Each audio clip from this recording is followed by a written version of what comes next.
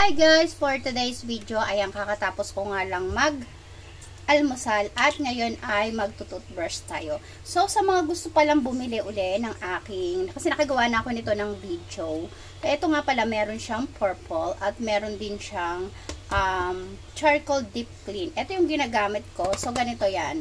Tatlo na ito nabili ko na dumating sa akin. So, tingnan nyo naman. Marami na to at talagang matagal nyo na itong gagamitin. Kung gusto nyo pumuti yung inyong ngipin na naninilaw dahil sa kape at kakainom ng tsaa, eto pwede nyo itong gamitin.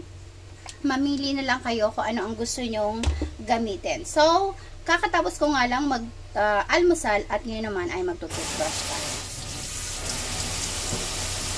So, siyempre magmumumog tayo. Saka natin lalagyan ng charcoal ang ating charcoal toothpaste. Deep clean ang ating ngipin. So, ito pala ay, tingnan mo nga, gamit na gamit sa mga anak ko yan. Tapos, ito yung whitening tooth powder. So, yan, ganyan siya. Tapos, i-dip lang natin siya and then, ibabrush natin sa ating teeth. Tingnan nyo naman yung teeth ko.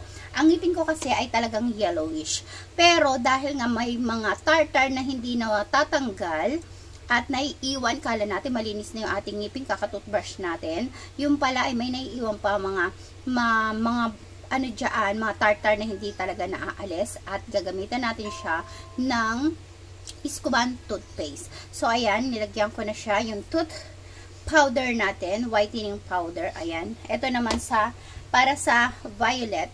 Ayan. Oh. Kulay violet din siya. Yung whitening, whitening powder niya. So, simple lang, syempre, yung normal nating pagbabrush ng ating mga ngipin.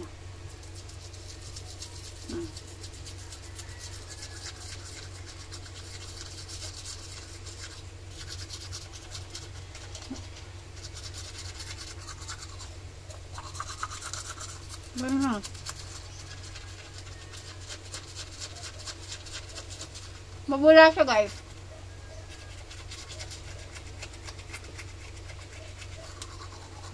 Nakakanggal mga ano.